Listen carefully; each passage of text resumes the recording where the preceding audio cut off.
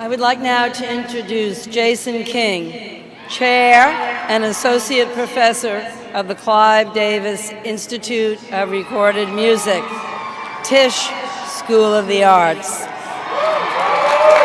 who will present the candidate for Doctor of Fine Arts. Will Trustee Brett Rockheim please escort the candidate to the lectern?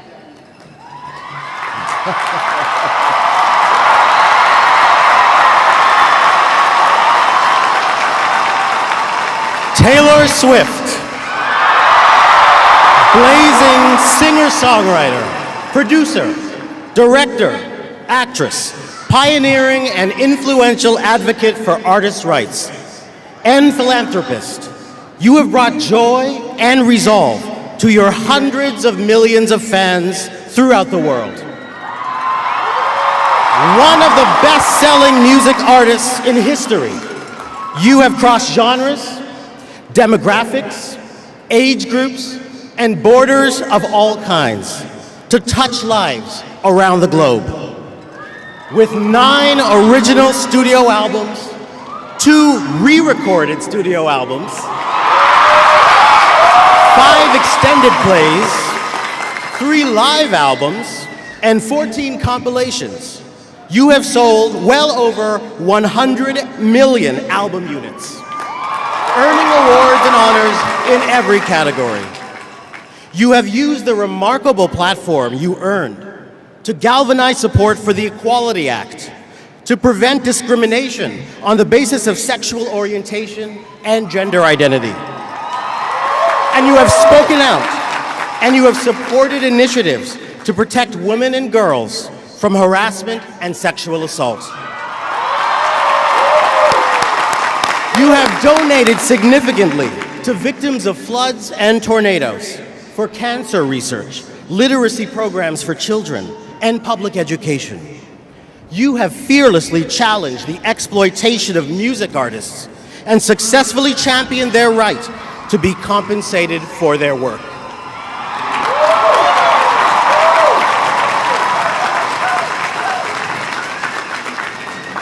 Taylor Swift.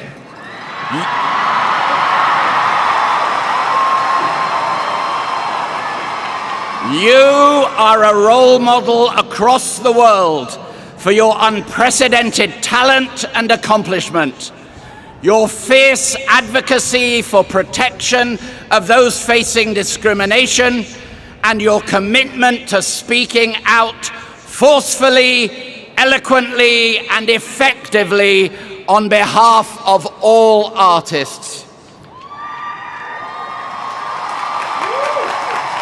By virtue of the authority vested in me, I am pleased to confer upon you the degree of Doctor of Fine Arts, honoris causa.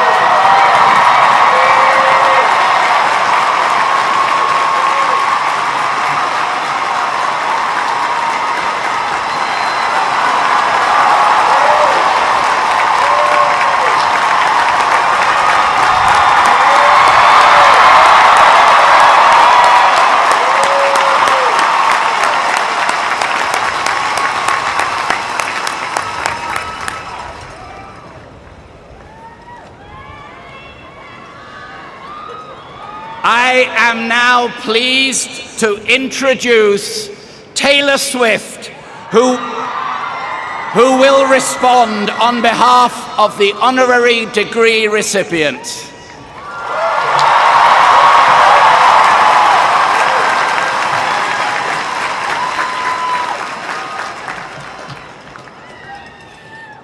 Hi, I'm Taylor.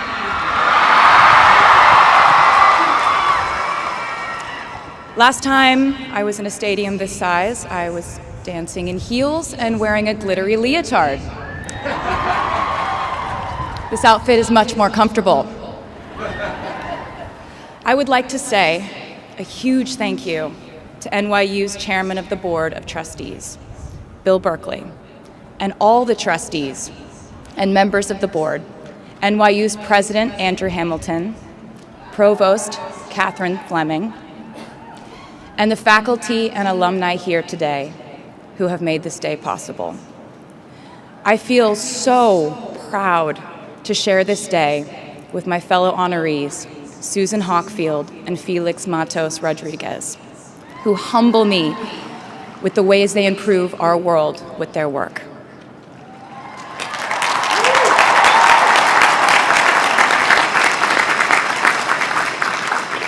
As for me, I'm 90% sure the main reason I'm here is because I have a song called 22.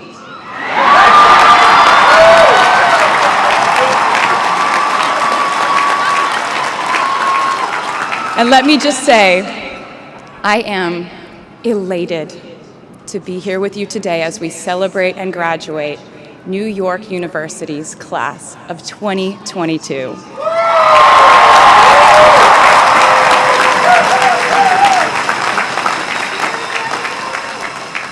Not a single one of us here today has done it alone. We are each a patchwork quilt of those who have loved us, those who have believed in our futures, those who showed us empathy and kindness, or told us the truth even when it wasn't easy to hear. Those who told us we could do it when there was absolutely no proof of that. Someone read stories to you and taught you to dream and offered up some moral code of right and wrong for you to try and live by. Someone tried their best to explain every concept in this insanely complex world to the child that was you as you asked a bazillion questions, like, how does the moon work? And why can we eat salad but not grass? And maybe they didn't do it perfectly. No one ever can. Maybe they aren't with us anymore. In that case, I hope you'll remember them today. If they are in this stadium, I hope you'll find your own way to express your gratitude for all the steps and missteps that have led us to this common destination.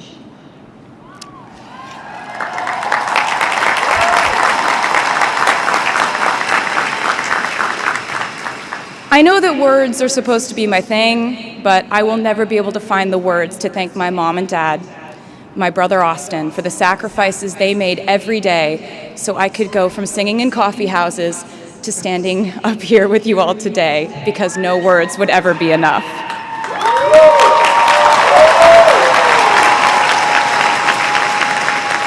To all the incredible parents, family members, mentors, teachers, allies, friends, and loved ones here today who have supported these students in their pursuit of educational enrichment, let me say to you now, welcome to New York. It's been waiting for you.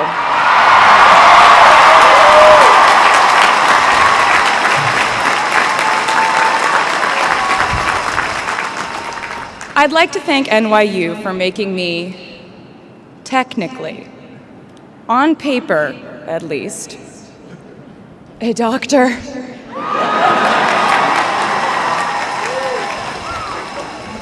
Not the type of doctor you would want around in case of an emergency. Unless your specific emergency was that you desperately needed to hear a song with a catchy hook and an intensely cathartic bridge section.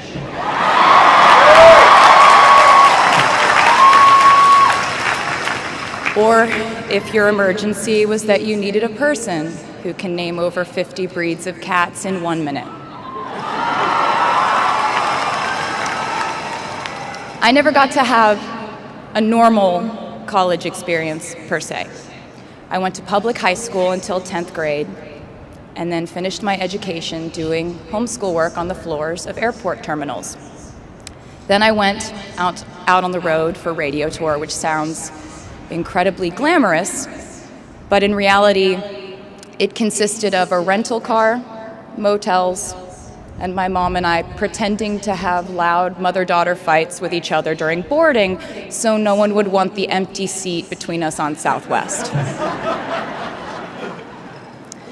As a kid, I always thought I would go away to college, imagining the posters I would hang on the wall of my freshman dorm.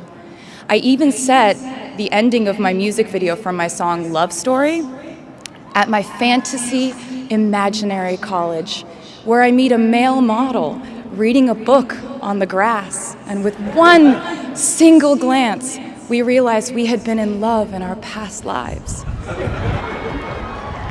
Which is exactly what you guys all experienced at some point in the last 4 years, right?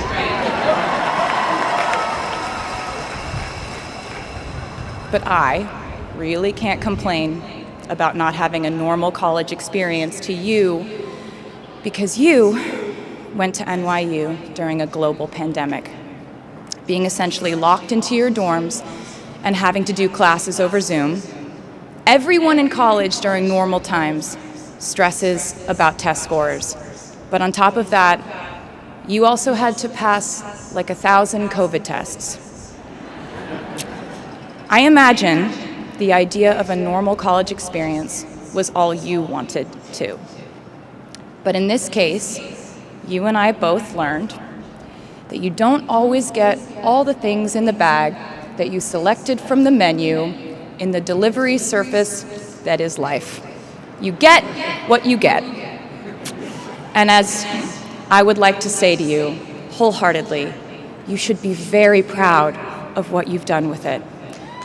Today, you leave New York University and then go out into the world searching what's next.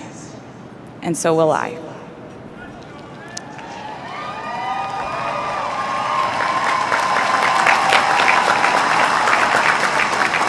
So as a rule, I try not to give anyone unsolicited advice unless they ask for it.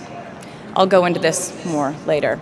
I guess I have been officially solicited in this situation to impart whatever wisdom I might have to tell you things that have helped me so far in my life. Please bear in mind that I in no way feel qualified to tell you what to do. You've worked and struggled and sacrificed and studied and dreamed your way here today. And so you know what you're doing. You'll do things differently than I did them, and for different reasons. So I won't tell you what to do, because no one likes that.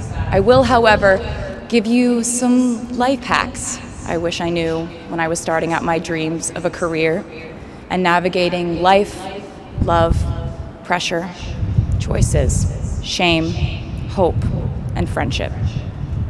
The first of which is, life can be heavy, especially if you try to carry it all at once. Part of growing up and moving into new chapters of your life is about catch and release. What I mean by that is knowing what things to keep and what things to release. You can't carry all things, all grudges, all updates on your ex, all enviable promotions your school bully got at the hedge fund his uncle started. Decide what is yours to hold and let the rest go. Oftentimes, the good things in your life are lighter anyway, so there's more room for them. One toxic relationship can outweigh so many wonderful, simple joys. You get to pick what your life has time and room for. Be discerning. Secondly, learn to live alongside cringe. No matter how hard you try to avoid being cringe, you will look back on your life and cringe retrospectively.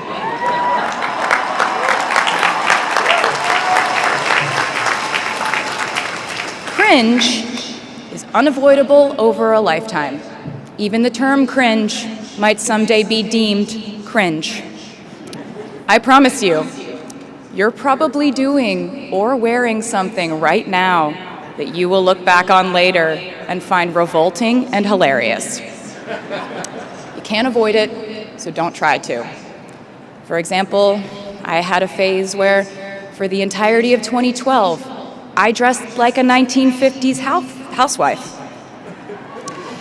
But you know what? I was having fun. Trends and phases are fun. Looking back and laughing is fun. And while we're talking about things that make us squirm but really shouldn't, I'd like to say I'm a big advocate for not hiding your enthusiasm for things.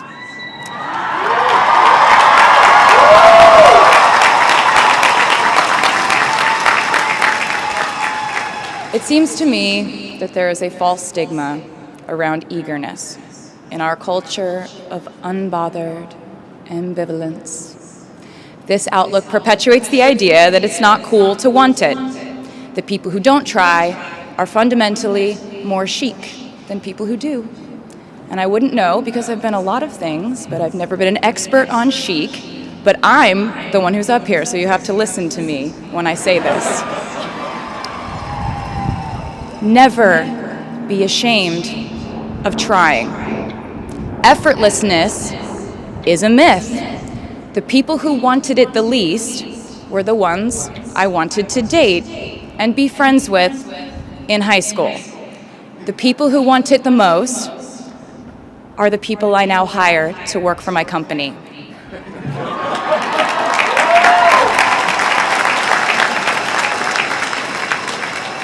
I started writing songs when I was 12, and since then, it's been the compass guiding my life, and in turn, my life guided my writing.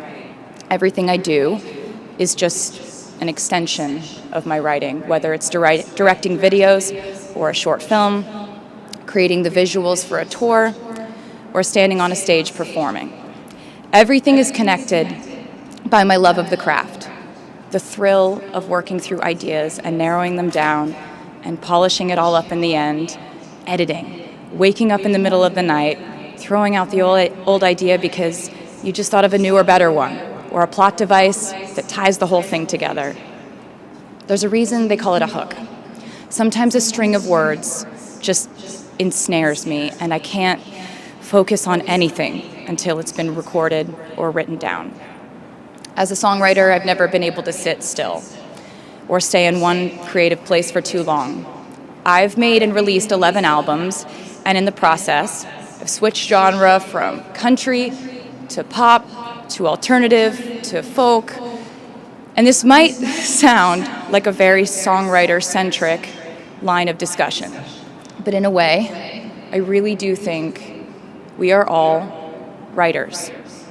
And most of us write in a different voice for different situations. You write differently in your Instagram stories than you do your senior thesis. You send a different type of email to your boss than you do your best friend from home.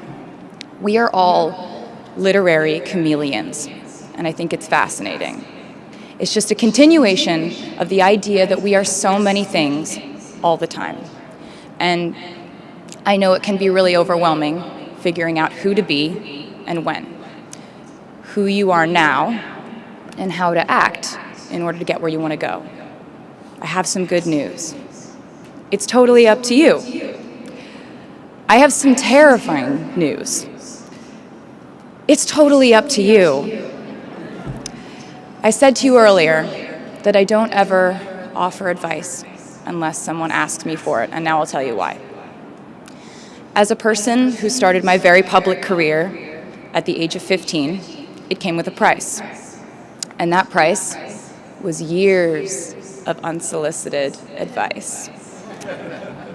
Being the youngest person in every room for over a decade meant that I was constantly being issued warnings from older members of the music industry, media, interviewers, executives, and this advice often presented itself as thinly veiled warnings. See, I was a teenager at a time when our society was absolutely obsessed with the idea of having perfect young female role models. It felt like every interview I did included slight barbs by the interviewer about me one day running off the rails. And that meant a different thing to every person who said it to me. So I became a young adult while being fed the message that if I didn't make any mistakes, all the children of America would grow up to be perfect angels. However, if I did slip up, the entire earth would fall off its axis, and it would be entirely my fault, and I would go to pop star jail forever and ever. It was all centered around the idea that mistakes equal failure, and ultimately the loss of any chance at a happy or rewarding life. This has not been my experience. My experience has been that my mistakes led to the best things in my life. And being embarrassed when you mess up, it's part of the human experience. Getting back up, dusting yourself off, and seeing who still wants to hang out with you afterward and laugh about it, that's a gift. The times I was told no, or wasn't included, wasn't chosen, didn't win, didn't make the cut, looking back, it really feels like those moments were as important, if not more crucial, than the moments I was told yes. Not being invited to the parties and sleepovers in my hometown made me feel hopelessly lonely. But because I felt alone, I would sit in my room and write the songs that would get me a ticket somewhere else.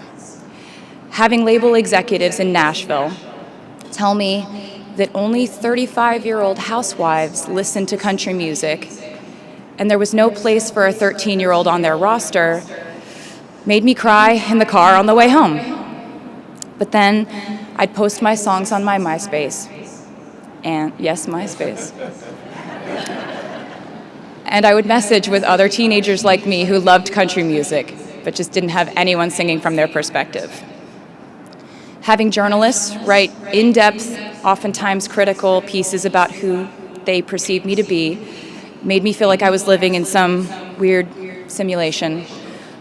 But it also made me look inward to learn about who I actually am.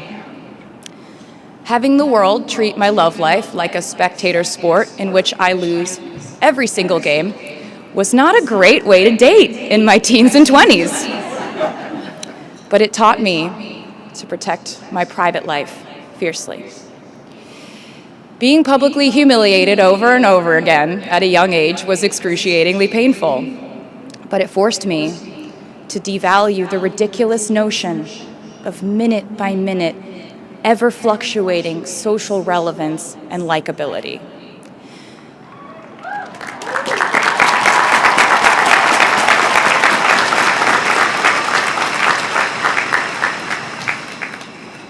Getting canceled on the internet and nearly losing my career gave me an excellent knowledge of all the types of wine.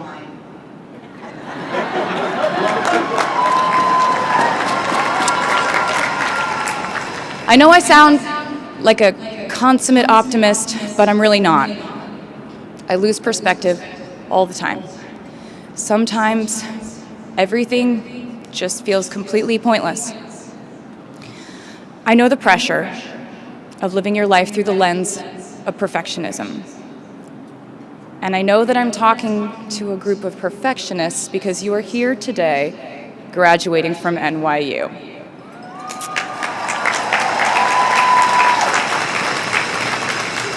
So this might be hard for you to hear. In your life, you will inevitably misspeak, trust the wrong person, underreact, overreact, hurt the people who didn't deserve it, overthink, not think at all, self-sabotage, create a reality where only your experience exists, ruin perfectly good moments for yourself and others, deny any wrongdoing, not take the steps to make it right, feel very guilty, let the guilt eat at you, hit rock bottom, finally address the pain you caused, try to do better next time, rinse, repeat.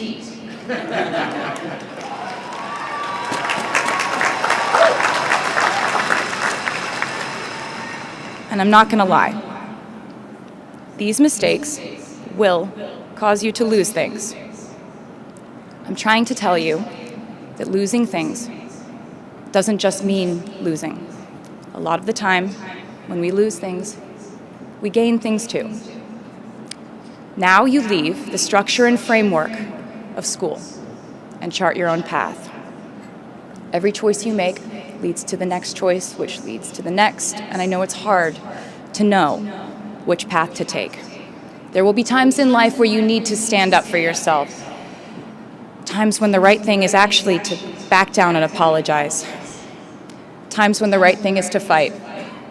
Times when the right thing is to turn and run. Times to hold on with all you have. And times to let go with grace. Sometimes the right thing to do is to throw out the old schools of thought in the name of progress and reform. Sometimes the right thing to do is to sit and listen to the wisdom of those who have come before us. How will you know what the right choice is in these crucial moments? You won't. How do I give advice to this many people about their life choices? I won't. The scary news is you're on your own now. But the cool news is you're on your own now.